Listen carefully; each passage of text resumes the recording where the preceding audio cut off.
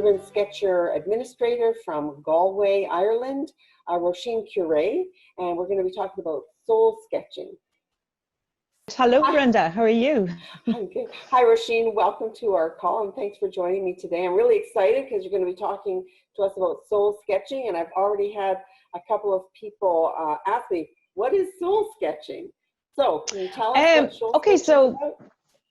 I suppose soul sketching was my made-up term for something that encompasses the fact that it's a really mindful activity and something that heals you, which I don't use that word lightly because I'm not, that type of sort of in touch with your feelings type person.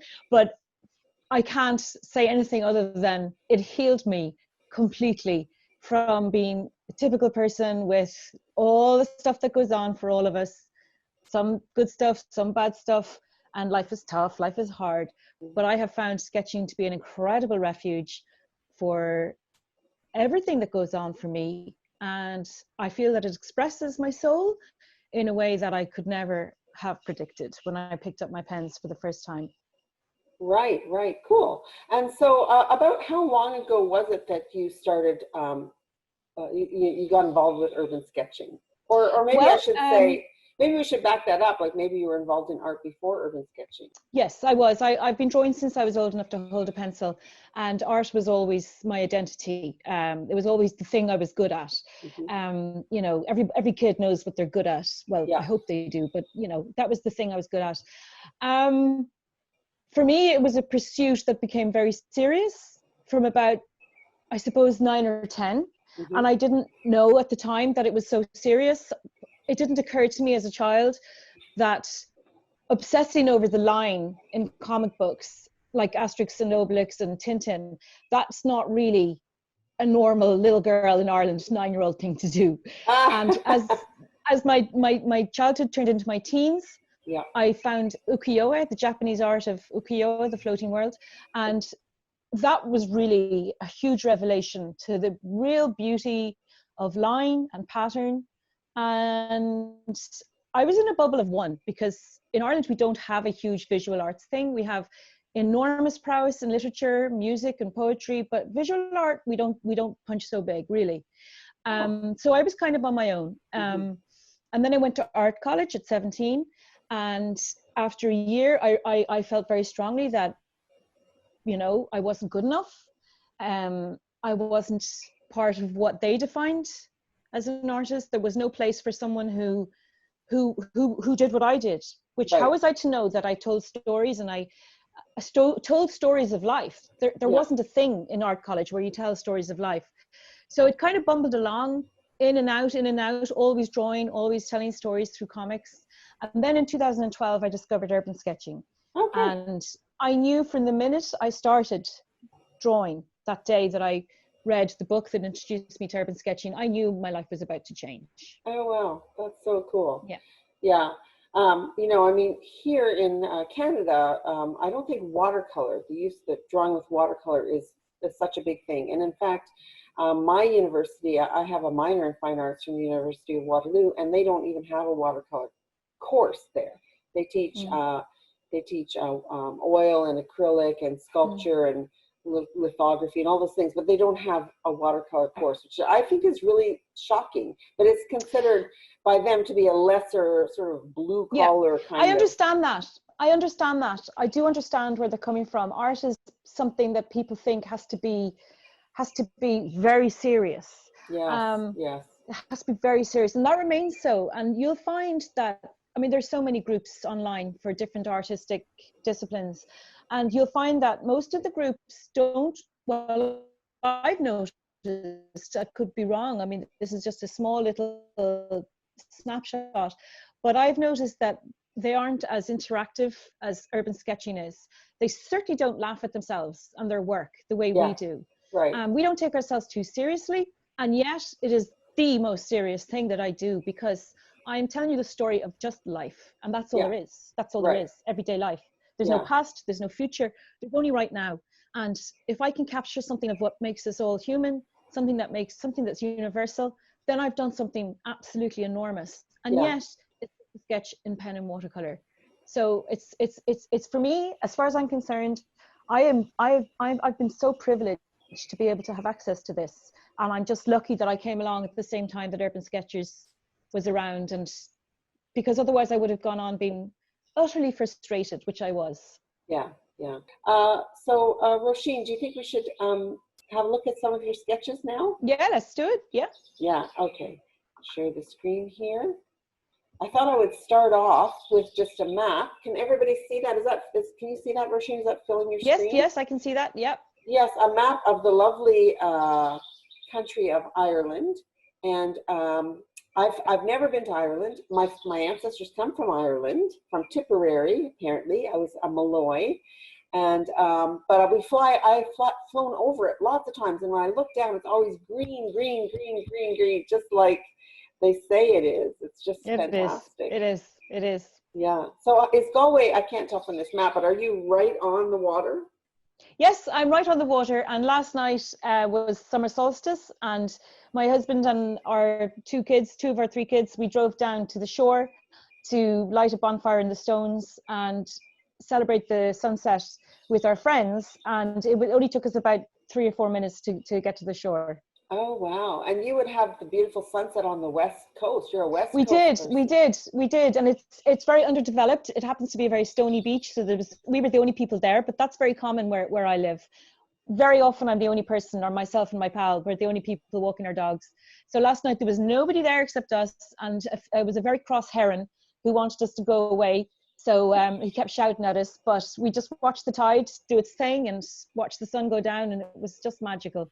That's nice. And is it warm enough to swim in the ocean there in the summer? Yes. It's very changeable. So 10 days ago, I was swimming in the water and I could have stayed there all day. Last night, it was late in the evening, but I wore a coat, and I wouldn't have been tempted to swim last night. No. Oh, okay. All right. Well, let's have a look at some of your sketches. Thank you so much for sharing them with us. And here we are. And so what is this body? There you go. Water? So that's just one pier over to the one I was at last night. And as you can see, that's not fully high tide. When it's high tide, the water comes all the way up to the top. But as you can see, there was enough water for people to swim, and they just share it with the boats, and they share it with the seaweed, and everybody just jumps in and has a lovely time. Yeah. So this isn't Atlantic Ocean, right? Is it a bay or? No, it's the Atlantic Ocean. Yeah. Oh, okay. All right. Cool. Yeah. Well, I mean, it is a bay, but it's, there is no sort of spit or anything. It's just open to the sea. Yeah. Wow. So you're a Galway girl. Ed Sheeran sang about you. No, I'm actually not, just to spoil that image. I'm a Wicklow girl. I'm from the mountains of County Wicklow. But my parents brought us for holidays in Galway growing up, and I had a very romanticized idea of Galway. And they forgot to tell me that it's not like that all year round, but I found out for myself. Yeah, that's great. So just looking at your sketch, I'm seeing pen work. Is it fountain pen? Yes, I use a foodie pen. I use a 55-degree foodie pen for most of my work. Yep. And I draw. So I'm teaching at the moment through Zoom, and I advise people, if they want to find their confident line, to draw with the reverse of the nib first, which is the fine skinny line, and then once they found their confident line, then they can use a wider part of the nib. But the foodie pen is a great pen for expressive line. You can be as statementy or as gentle as you want. Right. So that's my pen of choice, and as you can see, I've used brown ink there. So if I have made a wrong line, it doesn't sort of shout at me, and offend my gaze. And also it means the colors can get more of a chance to do their thing. Right. I was going to ask you, I noticed going through your other sketches that most of them are brown ink. Yes, they are, yeah. Do you have a favorite ink? Yes. Do you mean brand name? Yeah. Yeah, I use the Atramentus document ink. And I get it from a company in Britain called the Writing Desk, and they're fantastic. They're full of advice, and they send all over the world. And they just have the best inks. So I actually have a lot of colors of inks in my little bag. And if you ever see any drawing of mine that's got partly drawn in a different color, it's not a artistic choice. It's because I've run out of the color I was using. So So you I don't always, try to remember to bring a little vial of spare ink with me. yeah. So you don't always use the brown ink. Well, I do try to. Lately, I've been drawing in a greeny yellow. I mixed the document green with the document, well, I thought it was yellow, turned out to be orange when I read the label. And I made a kind of a slightly sludgy green. So I used that to draw the spring over the last month or two. Okay. It had to be green. It had to be green. So I didn't want a sharp outline in a different color. So as much as I could, I drew my foliage in green. Okay. So just so for people who aren't that familiar with fountain pens, it's a Sailor Food fountain pen. Yeah. It's called Sailor Food with a bent nib. Sailor, yeah, foodie or whatever. It's a Japanese word meaning brush, apparently. So it's supposed to have the expressivity of a brush, or go some way towards doing that, with the convenience of having a cartridge or a converter full of ink. Okay, and so this is maybe my novice question. So if you want to change the color of your ink, you're going to have a completely different pen, right? Or do you I have a few pens in my set that I come out with me every day. Yeah. Okay. And are you a straight to pen person, or do you pencil in I'm a first? straight to pen person. I'm a straight to pen person, but I wasn't when I started. When I started, I would have drawn everything carefully in pencil and then gone over it. But now ain't nobody got time for that. So I just bowl in with ink. Right. Okay. And so this one is brown ink as well, right? Yep, that one's brown. Yeah. Okay. Okay. So somebody asked me, MK Buke asked me. She said, or wants to ask you, what sort of gray ink do you use, and do you dilute it? I don't dilute it. I use document ink, document grey by Diatramentis. I used to use Lexington Grey by Noodlers, and I still have a bottle of it somewhere, and I love it. It's fabulous. Cool. Okay, so what are we looking at in this sketch?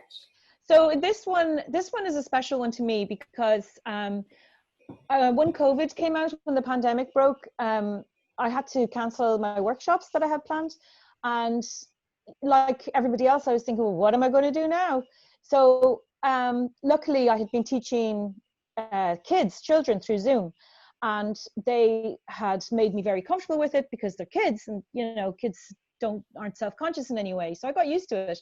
So I started offering it to my followers, and this was the first Saturday that I had met my lovely people online through teaching them, and I finished late in the evening.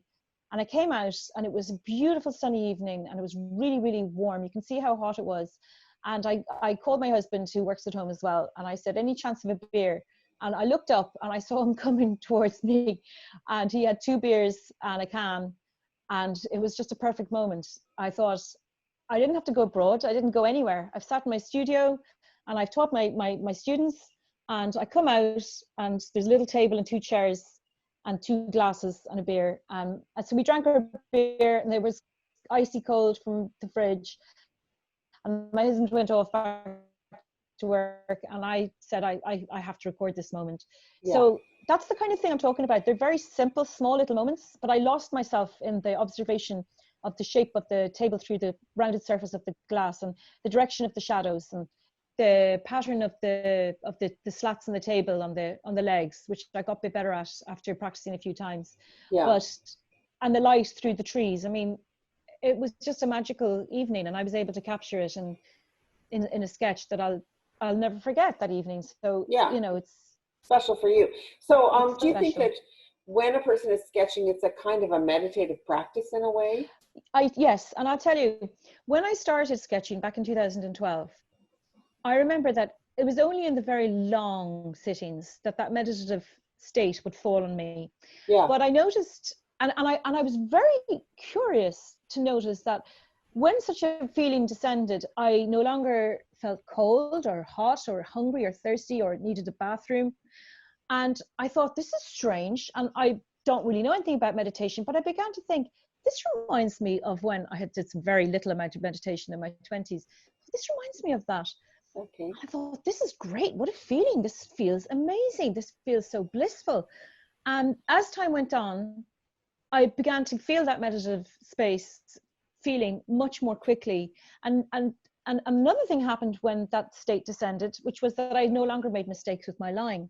which is an amazing thing to happen. It was like some other being took over with my pen. I just drew fast and confidently, which seemed to go hand in hand with, I mean, I don't know how it works, but then I read Drawing on the Right Side of the Brain by Betty Edwards.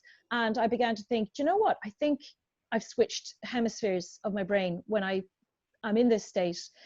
And I think that's what happens. So now when I sketch, that feeling happens automatically. My brain obviously knows what it's doing. It's used to this feeling. Maybe it triggers the muscle memory of a million sketches that have gone before, but it happens immediately. And it's a beautiful, blissful state to be in. And it's like a semi-trance state. And after a while, I noticed that it didn't just, that lovely feeling of serenity, it began to leak out into all other areas of my life. So it wasn't confined to sketching experiences. And to me, that was astounding, that this was at my fingertips. This incredibly powerful tool was at my fingertips. And all I had to do was just keep going. And it became something that happened more and more quickly and more easily. And it became a source of enormous peace. Wow, that's very cool. I know for me personally, that if I haven't sketched in a long time, I'm not feel sort of pent up and a little bit agitated. But once I go out and I have a good sketch session, I just feel like, everything is right in the world again. I feel happy, I feel relaxed, and that only really happens when I'm making art, when I have taken time, because there's something I think about, not thinking about anything else, just solving the problems that are in front of you. What color should I use? What angle? How am I going to capture that? Should I focus on that or should I not focus on that? And what about the white space? Those are sort of happy problems to solve. They're the kinds of problems that you realize, if I don't solve this problem, it's not the end of the world. It's a piece of paper, right? So it's a way to problem solve without there being a huge consequence, I think. Yeah. Yes, and I think that what's particularly unique to urban sketching or sketching plein air is that you are under pressure from changing environment. Maybe your subject will move, the light can go, it can start to rain. All these things conspire to make you feel a lot of pressure to get it done as fast as you can. Yeah. And that pressure means that you're no longer fretting about how good my drawing is. You just want to get the information down. Yeah. So as you say, your problems become ones of solutions to find in your sketch. And that's, as you say, that's a very good problem to have. As problems go, it's one of the better ones, right? Yes, it is. Oh, this is a lovely sketch. Is this your daughter? This is my younger daughter, Olivia. Yeah. Nice. Very nice. And so the pen work goes in first? The pen work goes in first, and I obviously I teach drawing people. So one of the biggest tips you can have is to draw anything that's going to move, draw it first, get it down. Yeah. So my daughter was still in the water when I started sketching. So I sketched the large rock on the far left, the very far left. And then I said to my daughter, will you please stay in the water so I can draw you?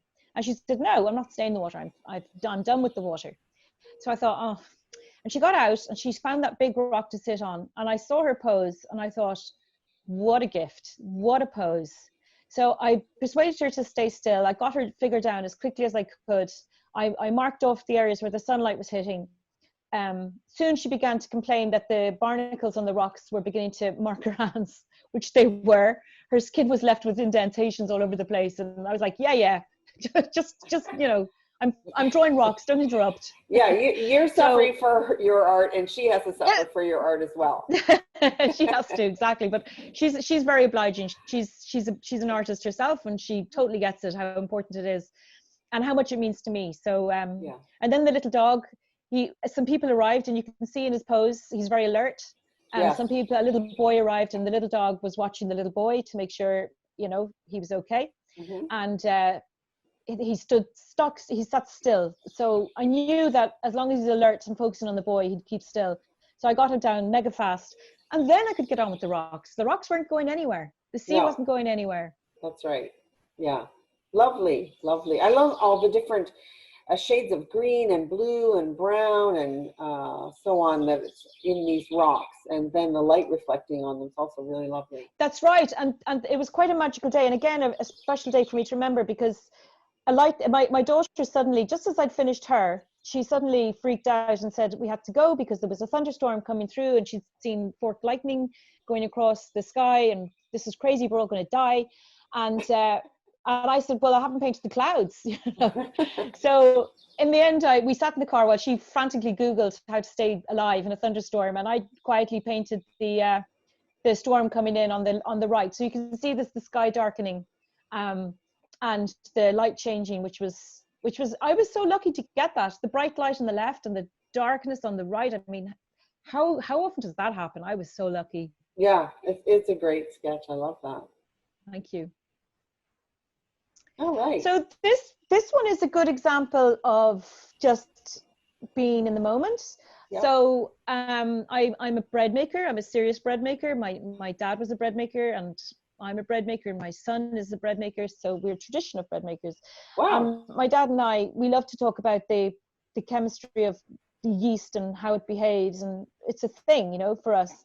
So when the pandemic broke out and I realized I don't have very much yeast left, so I've been really careful with it, because you couldn't buy yeast for love nor money. And so this jug, I had the water desperately trying to get the right temperature. I was reconstituting the yeast. And as I sketched, sure enough, the yeast slowly bubbled up and frothed. And by the time I finished, it was a good frothy head on the water. And you can see my love of cartoons and the character on the French design. Probably I'd say it's probably pretty vintage kind of a design. Probably hasn't changed for decades on this. Wow. Sac-le-vous. Is that the yeast? Yeah, the little blue and white tin. Okay. So that's the yeast. Yeah. So it was just a beautiful thing to draw the froth, and knowing that it's moving, but very, very slowly. So you're sort of sketching time as well. You're sort of recording time, but yet in a kind of well, it's only a jug of yeast. So, you know, it's a very sort of it's not exactly a momentous or portentous sketch. It's just a sketch of some yeast, and you can really lose yourself in trying to get the glass right, and you can see the reflection on the handle of the blue of the tin.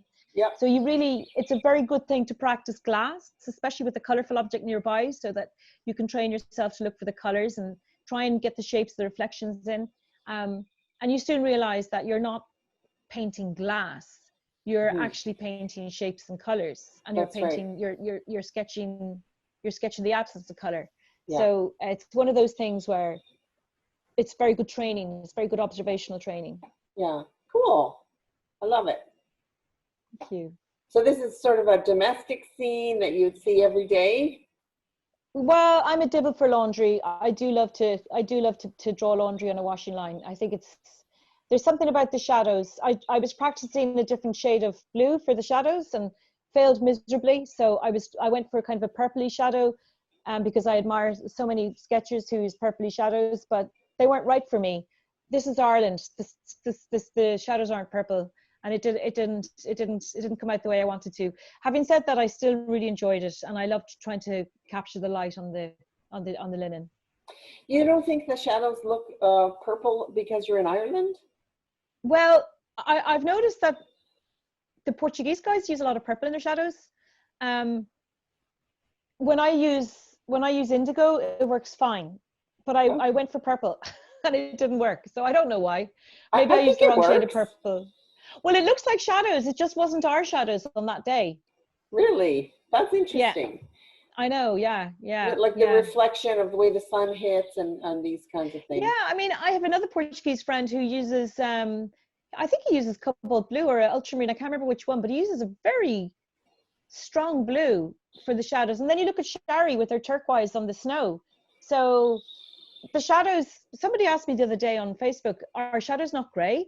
And I said to her, I have never seen a gray shadow. I have never seen a gray shadow. Yeah. They are always greater or lesser shades of blue. Mm-hmm. Yeah. I think it depends on what's underneath. Mm-hmm. So yeah. Interesting. So this is my young lady again. This is pre-COVID haircut. I chopped her hair around her ears. You did? I did. She let me. Wow. So she actually begged me. She kept insisting, but we kind of overestimated the amount of hair that we should take off for the cut she wanted. So she ended up with this tight little bob and looked absolutely stunning. But that wasn't the plan. So this is my studio. This is behind me right now. And my beautiful girl came in and I thought she looked terribly ill and Victorian, like a poor young person suffering from consumption, with their hand desperately trying to soak up warmth from the fire. So she looked so lovely, and I just said, okay, keep still. And out came the pens. And it doesn't really look like her, but that doesn't matter. If you always were concerned about trying to capture likeness, you'd never do anything. So I just draw it. Sometimes I catch a likeness, sometimes I don't, and I just do my best. Yeah. Cool. Well, she definitely has that Victorian consumptive patient look. She is Jane Austen. I mean, no, that's not Victorian, but she basically is. I mean, she makes, hedgerow things and, cordials, and she's great. She's a great girl. Wow. So cool. All right. So trees. So this was the beginning of the spring. This was the end of winter and the beginning of spring, when everything suddenly starts to remind you that life goes on and that the new year is coming. And the buds were so beautiful. They were absolutely bursting with life. And there were these long pointy beech tree buds. And this is just before the leaves came out, and I was able to still see the trunk. And the trunk was so heavy and wooden and solid. And it was a real Zen thing to do, because there was a time when I would have found that frustrating to try and draw all those buds. Yeah. But I've been sketching such a long time now. It's exactly like driving. You could drive all day without even noticing when you're, very practiced. I could sketch all day without noticing anything. So again, that's an example of time becoming completely meaningless and just getting involved in the minutiae of every single bud and every twig, and trying to place it in just the right spot in relation to the twig it's next to. And I don't lose patience. On the contrary, I find it a beautiful thing to dive into the intricacies of a detailed scene. Mm-hmm. Somebody is just mentioning about how it's like a really tangled looking sketch. Yeah. So, the trees are pretty tangled, as my dog keeps going into the undergrowth, and I have to duck down like I'm in one of those beach parties where you go under a really low bar, whatever they're called, limbo dancer, and I have to go, and I'm like, don't go in there, because I have to go and retrieve him, and it's a complete tangle and low branches, and it's a nightmare. Wow, so cool. All right, food. Okay, so I was just going to say that for the first month and a half of the pandemic, we were very, like many families all over the world, we became very inward looking into the family. If you're lucky enough to have a family around you when you were locked down. And there was a huge amount of domestic chores going on, and baking very much took center stage. So whether it was bread or pastries, it was happening all the time. I was baking like a maniac, like a mad woman. And this was the cinnamon buns. I used to make them when the kids were small, but that was a long time ago. So yeah, I love to treat my family, and I love to make things that, we're all going to sit around and enjoy them together. And, it's a beautiful thing. So when I wanted to record these, I went in directly with a brush, and there's virtually no pen work here at all, except for the rim of the plate. And I stood up and I held my brush at the very end of the brush, and I got a nice fluid wrist action going, I suppose. And as I say, I didn't use any pen at all.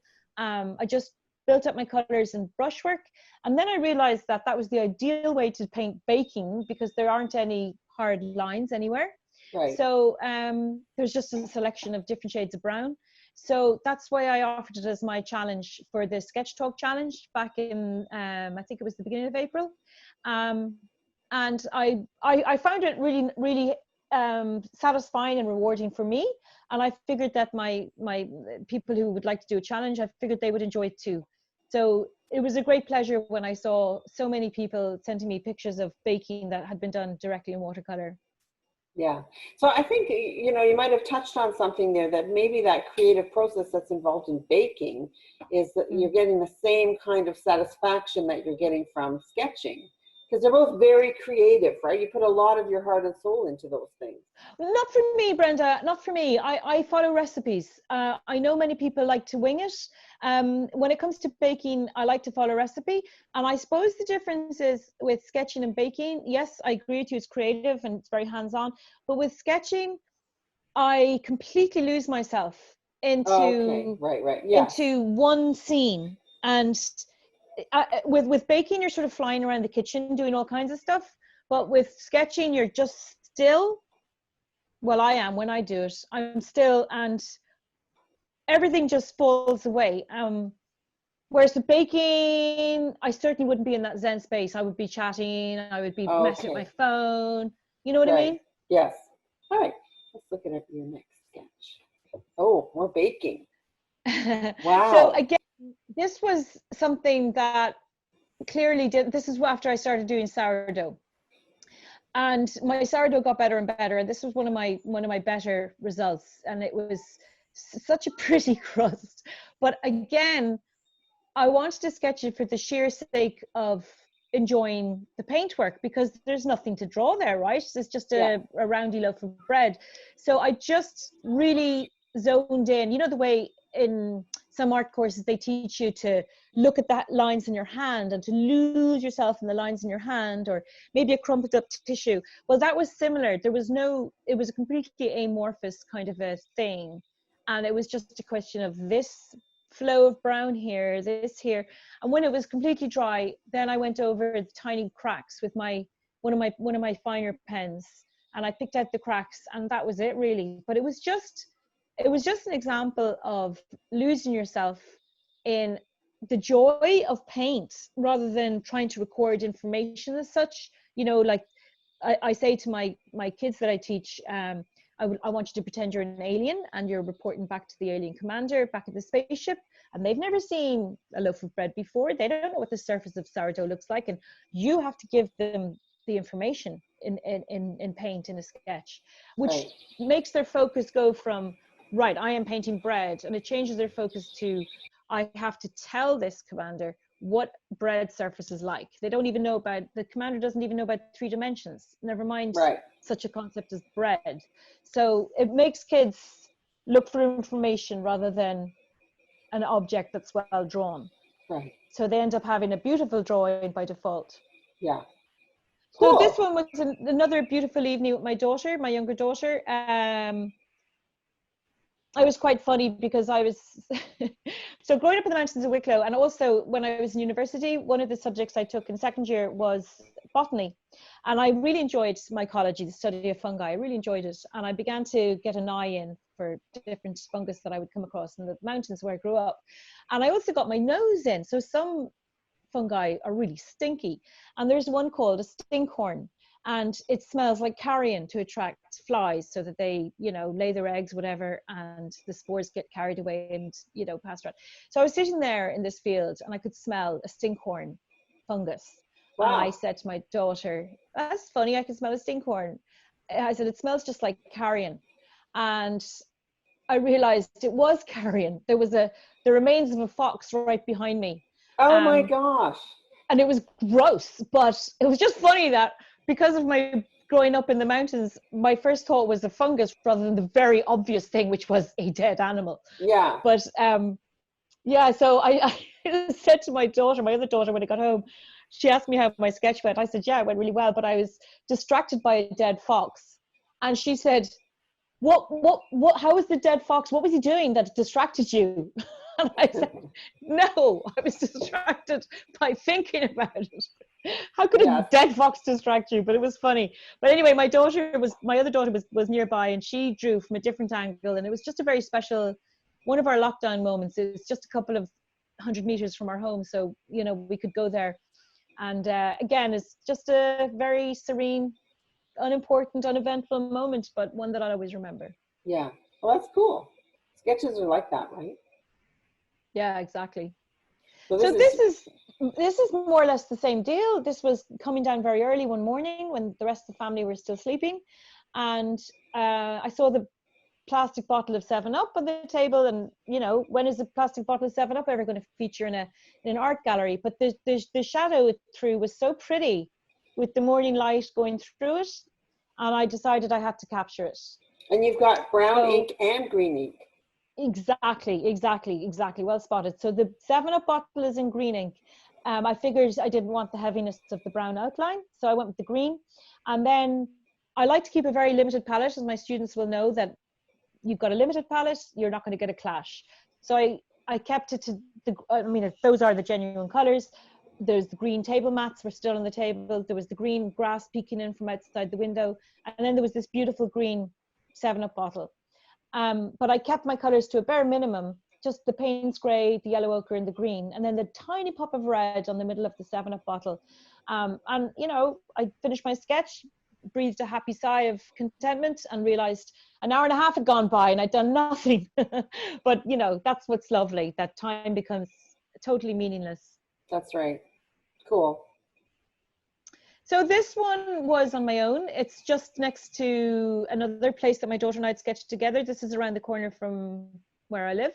And the old part of this abbey on the right-hand side dates back to the 8th century.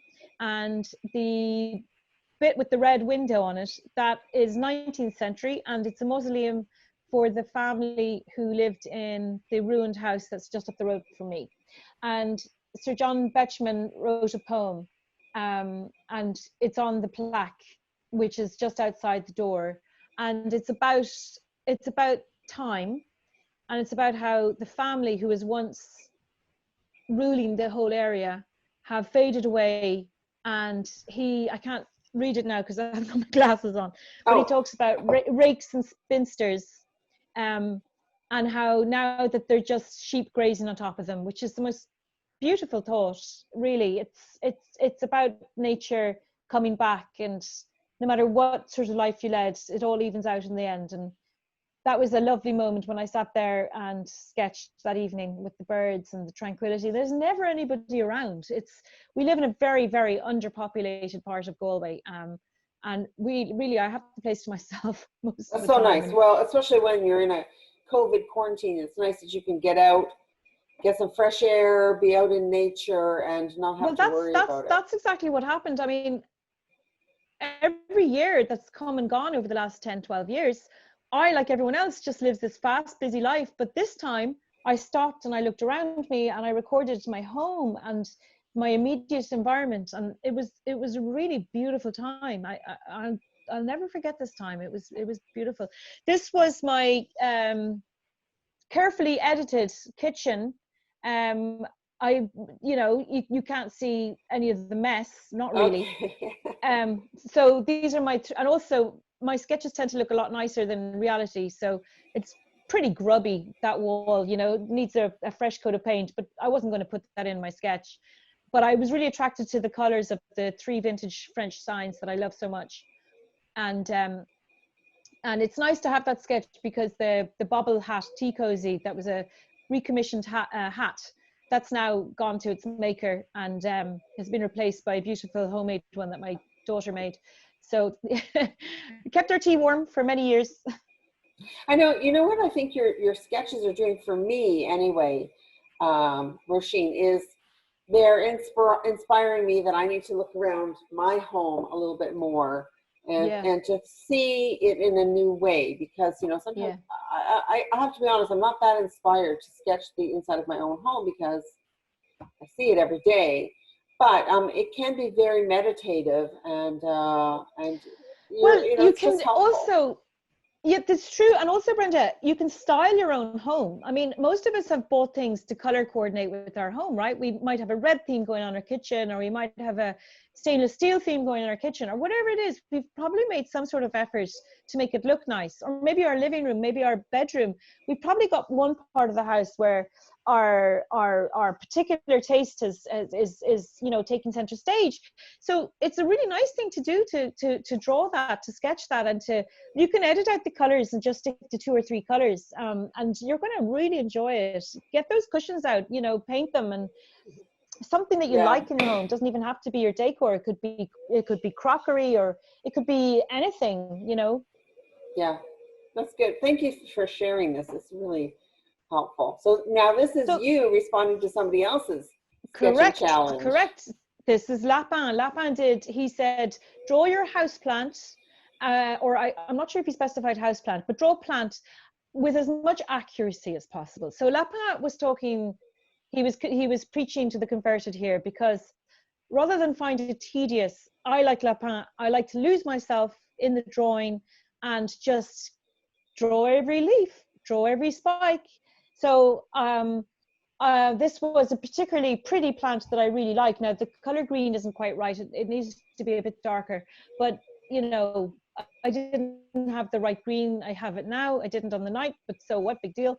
I liked the way the succulent was next to the spiky cactus that bisected it like that, and I thought it made it quite a nice composition. But more to the point, while I sketched, my two younger kids were cleaning the kitchen after dinner, and they had some loud music on. And it was lovely to listen to their choice of music and to sketch and to know that the kitchen was actually being cleaned by someone else. That was a lovely thing. That's all becomes part of the memory of the sketch. It always does. It always does. I think when you're sketching, you're on record, right? So you just remember everything else that was happening at the time. I mean, I look at a photograph, I'm not going to remember what was going on or the sounds, but I look at a sketch and I do. Yes, it's absolutely true. Because you're absorbing everything all around you. And a lot of people will annotate what they hear, what they smell, or whatever. They'll just like write it right into their sketch. Yeah. But it does stay as part of your memory, much more than just taking a little machine and pressing a button. And absolutely. You don't have to, you know, they say when you dial in your performance, you know, for actors and they're not really there. Well, you can do that with the camera. You can dial in your performance. You just have to click a button. But with a sketch, you can't do that. Yeah. That's right. It is. You're totally convincing me. It is a much more meditative. Yeah. And here you have the more. Here, same as the other one of Lapin. I really enjoyed. Once I started doing Lapin's challenge, I found I wanted to do more of it. So this was just another plant, and this is heavily edited in that on the right hand side is the bottom part of the plant, and on the left hand side is the top part of the plant. So my solution to having a landscape format for a very portrait format plant was to split it in half and just do one on each side. Yeah, cool. So this is the house where the people in the inscription in the poem by Sir John Betjeman, this is the house where they lived, and it was built in 1789, and it's just 5 minutes from my home. And again, this is a special memory to me. I've wanted to sketch, and I brought my son with me. He's 18, and it was a really, really hot afternoon. So I painted, and he talked about how he was going to approach his plans for the Leaving Certificate, which is the end of school exam for his age group in Ireland. And it's the end of school. It's the biggest exam any Irish kid will face. Wow. And it determines your future, your university prospects, everything. But because of the pandemic, it was cancelled. At that time, we didn't know what was happening, but my son was just processing all the options he might have. And he talked. And it's a wonderful thing for a kid to have a parent who is sketching, because it's like driving. They can talk at you and they can just process it. So, and also my son, he likes to sketch with me sometimes. Now, he didn't that time, but he does love to sketch with me. And I don't even have to bribe him. I do my younger one, but it's a lovely thing to do together. You know, we just love to sketch together, and it's a very quiet, special time to sketch with a loved one. Yeah, nice, very nice. Wow. So these are my two daughters. These are my two young ladies. I was using a different pen this time. I used a carbon pen, and I think I had brown ink in this, and I used it because I wanted the line to take a back seat this time, and I wanted the light. I wanted it to be all about the light. So it was a very special moment. My two girls were both respectively doing their different paintings in the back garden. And so then it was when I started sketching them, all three of us were sketching together. And it was a very beautiful moment. We've had our ups and downs in our family, and every now and then you get a special sketch of togetherness. And I'm glad I was able to catch it in a pen and ink and watercolor. And my daughter on the left, my older daughter, she had dyed her hair auburn. It's kind of more red than auburn, and the color bled ferociously into her skin, but I think that's kind of cool. So I often tell my students that don't fear the bleed, don't fear the running paint. It can be a beautiful thing. Yeah. So my watercolor tends to do its own thing quite a lot these days, and I let bleeds happen when they choose to. Yes, I think you did a fabulous job with capturing the light. Thank Like you. the reflection is Thank you. really, Yeah. stunning, beautiful. Well, thank you, Brenda. But you know what? My daughters weren't going to hang around. They both have minds of their own and lives of their own. And they were one of my daughters was threatening, I'm going any second. So you have no choice but to just get that information down. I'm like, quick, Yeah. catch the light in your arm. Quick, catch the light on front. Okay, what is it? Is it white? Is it pale blue? Yeah. So this one here was, again, a bit Lapin-esque. It was the red hot pokers that are so strange. And we have them in the garden. And this is totally unrealistic because my garden is nothing but weeds. My husband and I have lost all our energy for gardening. Yeah. So we have nothing but weeds, and every now and then something manages to poke through and grow magnificently, and then I draw it and it looks much, much better than it does in reality because all you can see is dead grass around it. This must be a plant that's native to Ireland. I don't think I've seen this one before. No, God, no. This one, who knows where this is from? I think it might be from Chile, but I'm open to correction. I actually don't know where it comes from, but it's certainly not native. Wow, beautiful. It's a really strange plant. It's this hot orange and then yellow. So this is my older brother Maliki, and he was in my home a couple of weeks ago, and he's a great fella for the good food. And he went up the road I live in oyster country, and oysters tend to go with clams and mussels. So my brother went and bought clams and mussels, and he was preparing he's a complete Hispanophile, so he adores Spain, and he has a Spanish daughter, and he got my younger daughter to help. You can see her short haircut there, and he was telling her in the words, this is so easy, Olivia, but everyone will think you're a complete genius.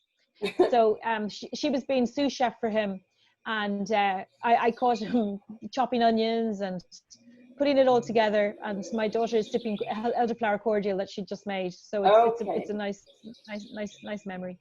Wow, that's really nice. All right. So this one is another view of that old ruin, and I went here on, what day is today? Monday. So I think it might have been Sunday last week, and I sat in the grass just outside this ruin, and I sketched it was Thursday, I beg your pardon, and I sketched the cattle in front of me and the estuary before me in the distance, and the elderflowers that are soon going to be made into elderflower cordial if they're still there, and it was just a perfect serenity. I had my little dog who's very loyal, and he went exploring a little bit, but he didn't go too far, and not for the first time I felt so lucky to have this wonderful activity at my fingertips. Mm-hmm. That's great. Well, thank you so much. I think this is your last sketch, isn't it?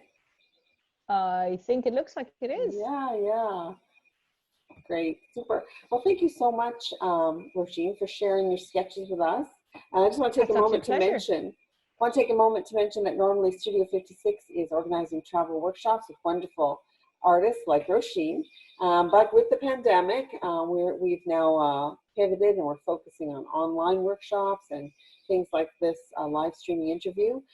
So if you go to our website, www.studio56boutique.com, you'll find wonderful online workshops there by fabulous artists like Ian Finelli and Paul Heaston and Oliver Holer.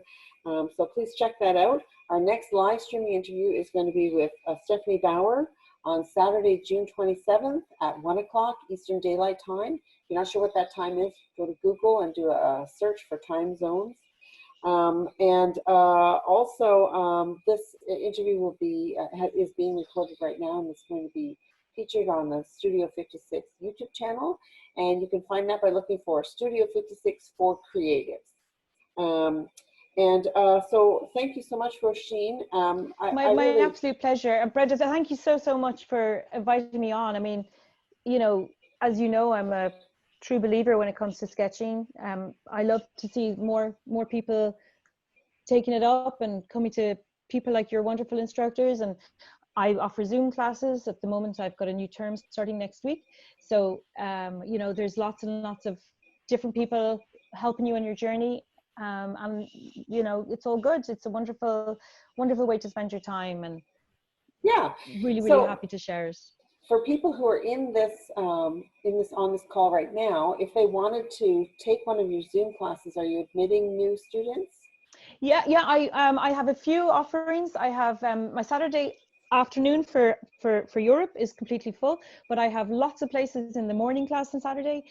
Again, morning for my time. It's suitable for people on the east coast of the States, so it's suitable for EST if you're an early bird, and it's suitable for, I suppose, people as far over to as Australia. So that's a good one. That's the west coast of the States. No, it's the wrong time for you. Yeah. And then I have, it's just, you couldn't do it unless you've got serious insomnia. But then Monday afternoons would be suitable for anybody in the east or west coast of the States or Canada. Again, not for the Asians. That's Monday evenings, my time. Okay. So that's, I do. How could people find out? How could they get in touch with you? They can go to my website. They can go to my website, roisincuré.com, and they can go to my shop, and you can see all the options in front of you under the shop. So that's what I'm doing, and it's lots of people, you know, they love to take a class at their own time, as you offer, Brenda, with the Studio 56, where it's pre-recorded and it suits people who maybe are a little bit tight for adjusting their schedule. But there's other options as well, so you can take your choice. Right. But either way, there's so much to learn, and it's such a joyful way to do it. Yes, and we didn't get a chance to talk much about your book, but you have a book. No, but you have a book coming out. It's one of the Urban Sketchers handbooks, and it's called Drawing Expressive People. Yeah, and when does that come out? I feel so honored. I'm the only non North American continent author, so that's very exciting. It's Drawing Expressive People, so it's about when you want to do more than just put people in for a sense of scale or a sense of life. It's really capturing through body language and through facial expressions. It's really capturing what a person is feeling, what they're doing. It's usually, you know, not too active, because it's difficult to draw people expressively who are moving. As Urban Sketches, we draw live. So that's available for pre-order. It's published by Quarto Creates, and it's available for pre-order on Amazon. I'm not sure if Europeans can buy it pre-order just yet. It'll be out in December. But I'd just like to take this opportunity to thank the contributors who so generously shared their work with me. And I'm humbled and I'm honored. And any one of them could have got that gig and written the book. But I just was lucky. I guess I was found by the publishers at the right place at the right time. But the contributors are special people who were so generous. I really, really thank them. Oh, nice.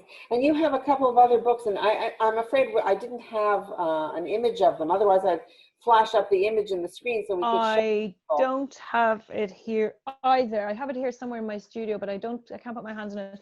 My book is called An Urban Galway, and it is a memoir of 25 years, sketches over 25 years. Well, most of them since I discovered urban sketching, naturally.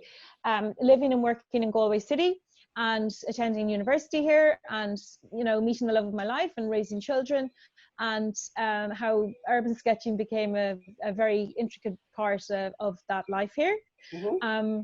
And then I'm doing something similar set in Dublin, which is very, very different, because I travel to Dublin. I don't live there. I travel to Dublin to sketch. Right. And it's the story of being on the street of Dublin. And most of the conversations I've had are with the homeless guys who are really lonely. And they chat to me and they say the most entertaining things, but you have to kind of have a robust sense of humor. Yeah. But they just tell it like it is.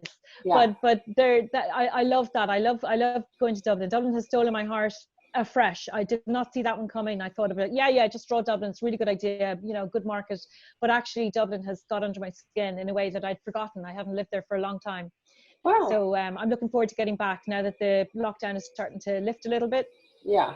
And so the book about Dublin isn't published yet. It's coming out. Well, I missed my window. So it was supposed to have been submitted by the end of this month, and I only had a few weeks left worth of sketching. That's all I needed, and yeah. It wasn't for me. I couldn't do it. You couldn't travel across the country in the pandemic. So right. You know, I'm sure they'll extend it for you. They can't. They need time. They wanted to have it out by the beginning of December, and I'm going to go up this week and next. I'm going to try and find some time to go up, because I would love to make that deadline if I could. Yeah, yeah. Well, good luck with that. Thank you. Thank you, Brenda. Thank you. So thank you, everybody who tuned in. Do you have any closing words, Róisín? Well, just to say hi to a couple of my beautiful students who I recognize their names on the screen. And I just want to say that I love you, and you're fantastic, and you're so loyal, and you're the best.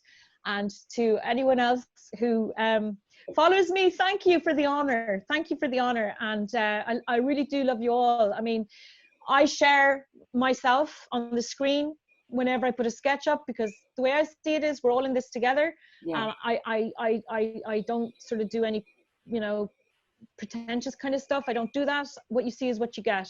Yeah. And I'm so honored that you want to look at my little corner of Ireland and my life.